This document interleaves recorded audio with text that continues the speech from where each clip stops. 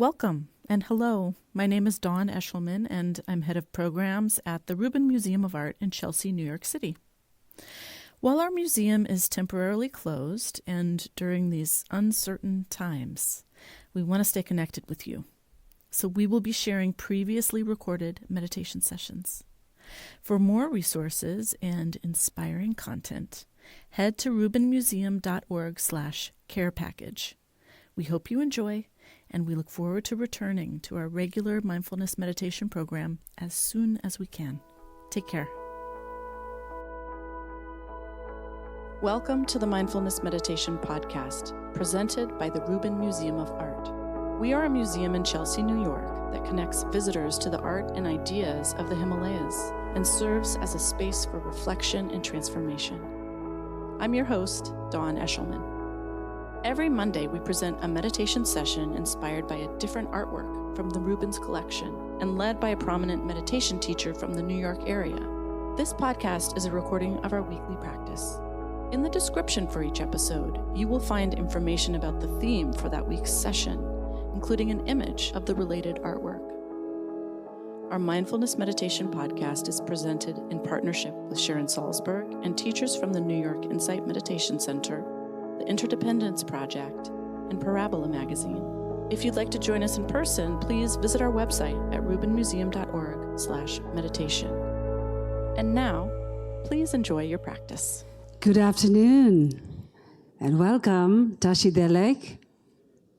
Welcome to our weekly mindfulness meditation here at the Rubin Museum. Presenting partners, Sharon Salzberg, Interdependence Project, and Parabola Magazine.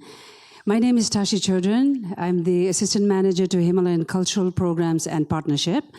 I host a monthly program called Himalayan Heritage, which is every first Wednesday of each month. And so the next one is June 5th, and we'll be celebrating the holy month Sakadava with a treasure revealer reincarnate master in the shrine room, very limited seating. And so this month's theme is compassion. And let me give you the art connection for this. As we have been exploring on compassion the last couple of weeks, so today the image for today's meditation is this really beautiful, intricate Maitreya Buddha, often addressed as Jetsun Champa in Tibetan word. Fine metal sculpture from this period, such as inlay covers the figure. It's a beautiful about 750-ish to the 11th century Pala period from Indian aesthetic. And Maitreya Buddha is sitting in royal ease position. So our guest speaker will say more on this. So for today, we are very, very honored to have 8th Khangser Rinpoche back, actually. Rinpoche was here a couple of years ago. Khangser Rinpoche Tsultim Palden was born in Kathmandu, Nepal. At the age of 5, he was recognized as the reincarnation of the 7th Khangser Rinpoche, who was one of the 3 high lamas responsible for searching for the current 14th incarnation of His Holiness the Dalai Lama. Khangser Rinpoche started basic study of Buddhist philosophy and completed advanced Buddhist studies on Sutra and Tantra in Seraje Monastery and Jute Tantric Monastic University in India, where he obtained Geshe Larampa, which is equivalent to a PhD, and a doctorate degree in Tantra, both with highest honors among the top division. Rinpoche's ancestors followed the Nyingma tradition of Tibetan Buddhist sects for many centuries. And since Rinpoche's line of reincarnations is affiliated with the Gelugpa tradition, he possesses both precious heritages. Rinpoche has directly received a wealth of teachings on both Tantra and Sutra from many great Tibetan yogis and from spiritual teachers from the 4 major Tibetan Buddhist sects. One of his teachers include His Holiness the 14th Dalai Lama, Jabje Dilgo Chense Rinpoche, Lati Rinpoche, Khensul Lobsang Tsering, Ketsun Zangpo Rinpoche, and Choje Trichen Rinpoche, to name a few. Rinpoche is a great scholar who has achieved masteries in both Gelug and Nyingma Buddhist traditions. Rinpoche currently serves as a professor teaching Buddhist philosophy at Sera-Je Monastic University. And in 2012, Rinpoche established the Dipankara Buddhist organization to convey the practice of mind training all over the world. So please help me in welcoming Khangser Rinpoche. First of all, my greetings and Tashidelik to all. Today, as you all know, that today's the topic. It's regarding about compassion. And I always believe that love and compassion is not something only related with the religious issue. As we are born as a human, it's a very important to cultivate the love and cultivate the compassion toward the other. If you look at the animal world, they don't have any religion, they don't have any language, but still they need love. Because when we look at especially in this 21st century, humans are becoming more selfish. A couple of the years back, one gentleman told me that he's going to marry his fiancée and asked me to bless his marriage. Then I asked him that why you're going to marry your fiancée. He told me that if he marry his fiancée, he will become more happy. Then I told him, you are thinking very wrong. You should think if you marry your fiancée, she will become more happy. Because he was marrying his fiancée, because he feels he will become more happy. That means he will become quite selfish. So that's why practicing the compassion, generating the compassion and love, it is the best antidote to reduce the self-cherishing attitude. Because as I mentioned before, we become too selfish. Plus, we have a very strong ego. I always used to give the one example. In case if we take a group picture, after this session, and once you get that picture in your hand, to whom you will look first? To whom? I'm sure if you look good in that group picture, you will keep that. If you don't look good in that picture, you will delete that. It doesn't matter how your husband looks in that picture, or your wife looks in that picture, or your boyfriend looks in that picture, or your girlfriend looks in that picture. It doesn't matter at all. So we are too selfish. So that's why when we are talking about love, and when we are talking about practicing the compassion, it is to help us to reduce our selfishness, reduce our self-cherishing attitude. Because lots of people used to ask me the one question that, what is the purpose of our life? Purpose of our life. I always used to say the one thing, live happily. So now here's the second question comes, what is the way, what is the best way to achieve the happiness in our life? That is the compassion. The love and compassion is a key to achieve the happiness. In our monastery, when I was a kid, I heard the one story. That time Master was teaching about the compassion, practicing the compassion. So he told us the one story. I like that story very much. Stories goes like that. There is a one person. He started to practice the compassion. He started to practice the love and kindness toward the old sentient beings. Then his friend asked him, I heard that now you have started to practice the compassion. You started to practice the love and kindness toward all of the sentient beings.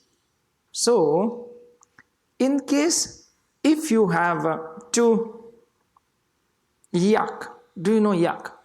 Yak is a Tibetan animal. Okay. In case if you have a two yak, will you give a one yak to the person who don't have yak? He said, sure, I'm practicing the compassion. In case if I have a two yak, I will give a one yak to the person who do not have a yak. Then his friend raised the second question. In case if you have a two cow, will you give a one cow to the person who do not have the cow? Then he said, absolutely. Because I'm practicing compassion. Because I'm practicing love and kindness to whole humans and whole sentient beings. Sure, I will give, in case if I have a two cow, I will give a one cow to the person who do not have a cow.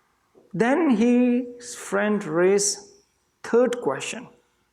In case if you have a two donkey, will you give a one donkey to the person who do not have a donkey? In this point, he said, absolutely no. If I have a two donkey, I won't give a one donkey to the person who do not have the donkey. His friend was quite surprised. So he asked that, what make the difference? The logic is the same. Logic is the same. You are practicing compassion, you are practicing love and kindness. In case if you have a two cow and the two yak, you are willing to give the one cow and the one yak to the person who do not have a cow and yak. But you are not willing to give the donkey if you have a two donkey. Then the person told him that the logic is not the same at all. Because I don't have a two yak, I don't have a two cow, but I have a two donkey.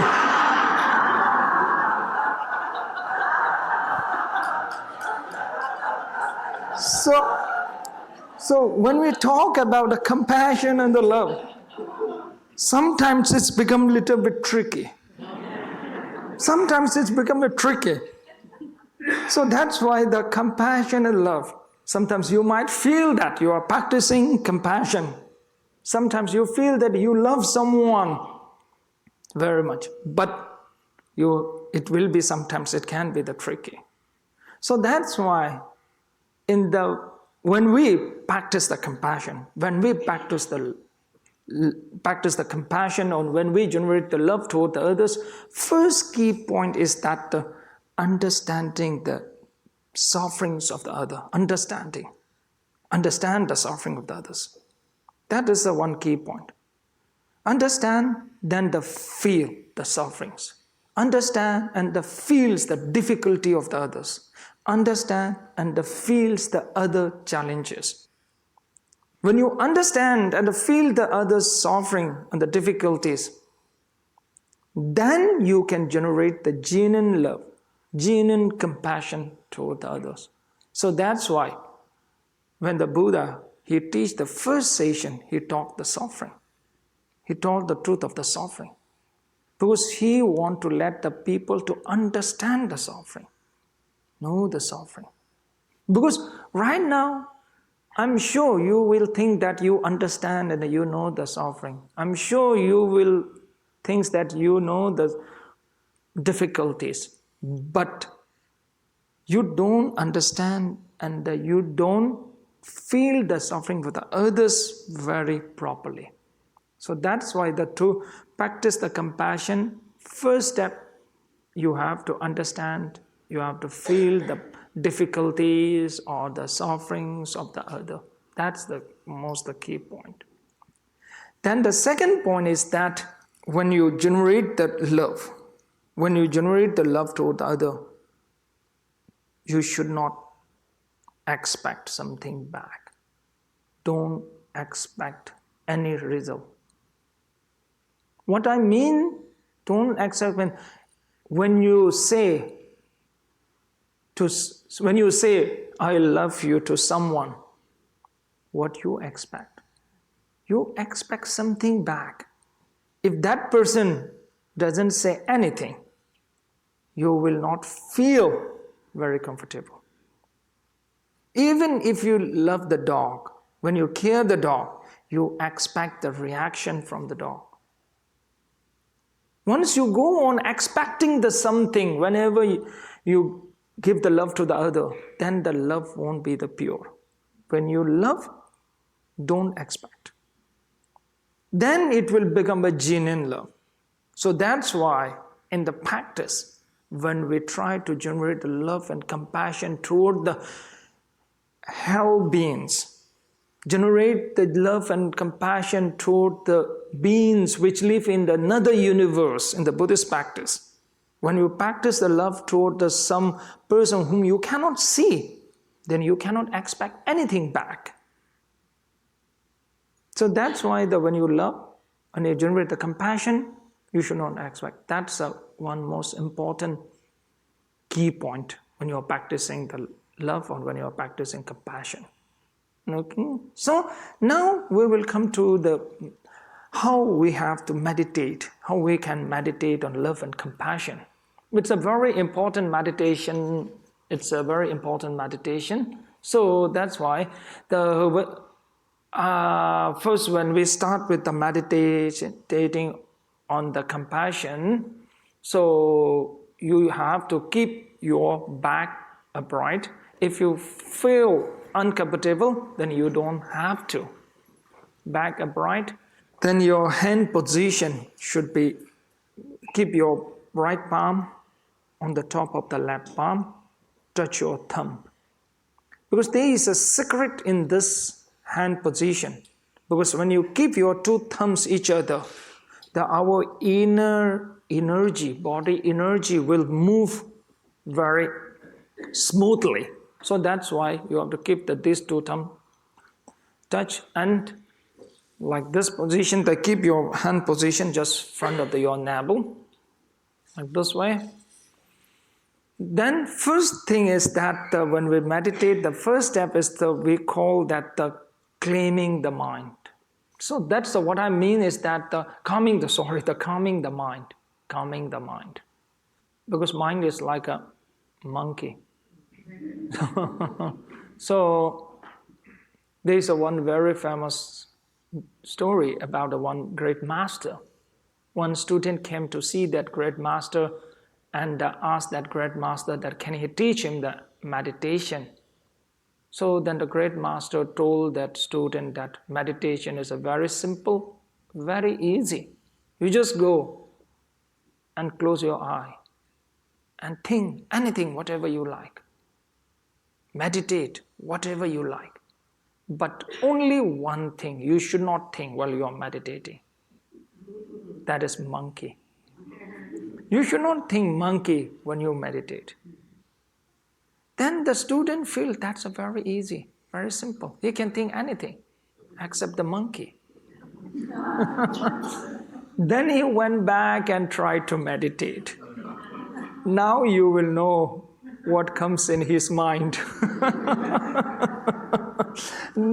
Then he feels so difficult to meditate. Whenever he tries to meditate, monkey comes in.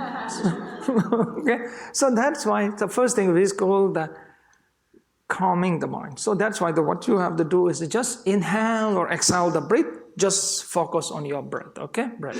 When you're focusing on the breath, when you're getting distracted, then start to count the breath, okay? Inhale or exhale the breath, count 1. Inhale or exhale the count, then count 2, okay? You start with the counting.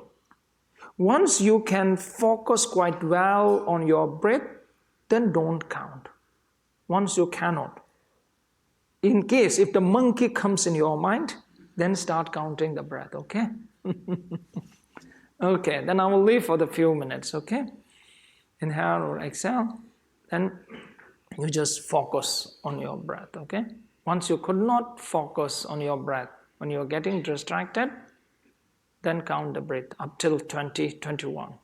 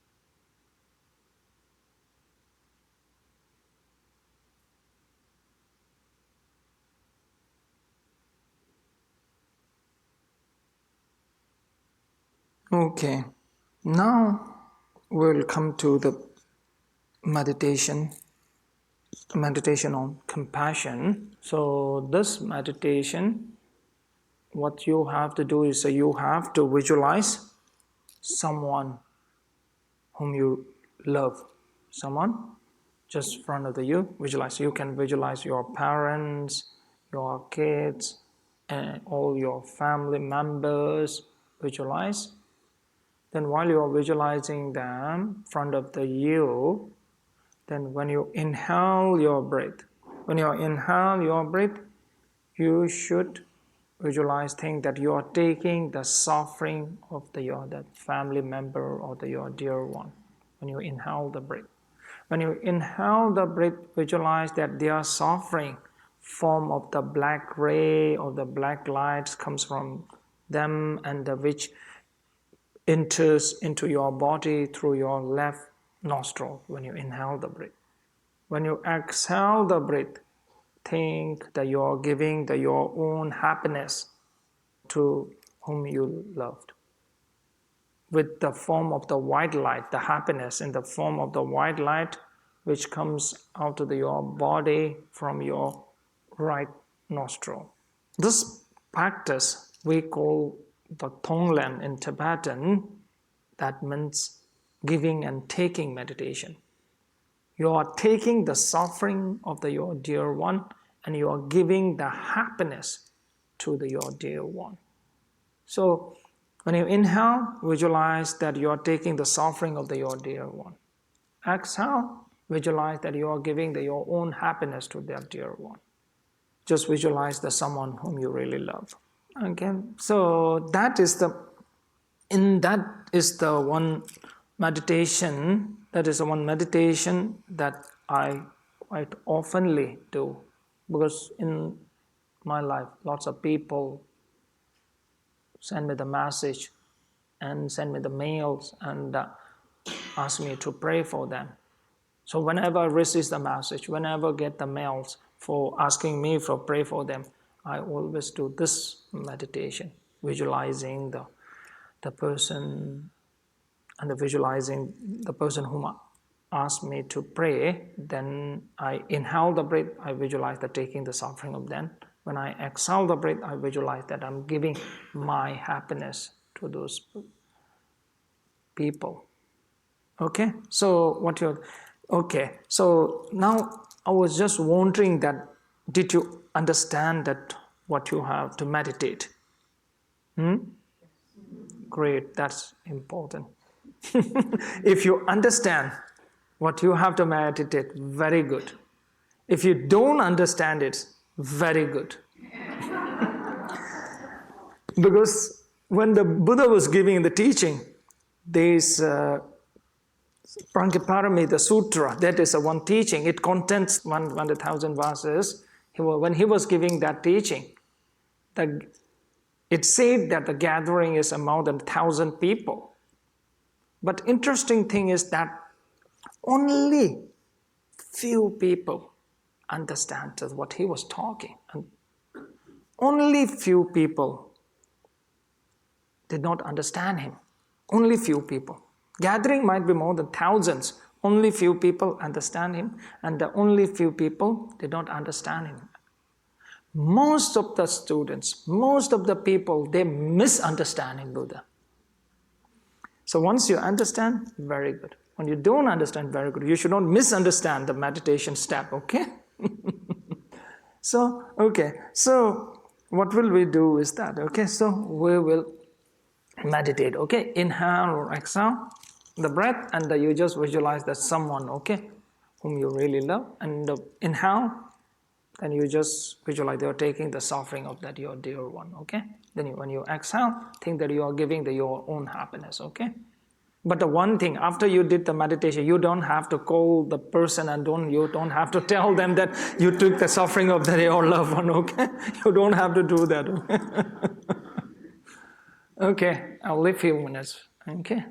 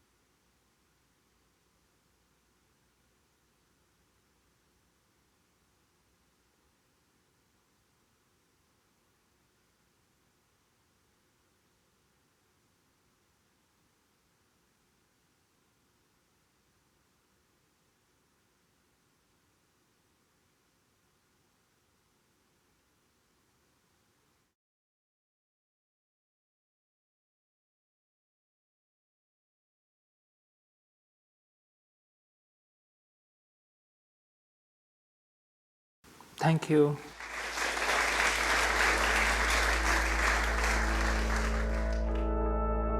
That concludes this week's practice. If you would like to support the Rubin Museum and this meditation series, we invite you to become a member and attend in person for free.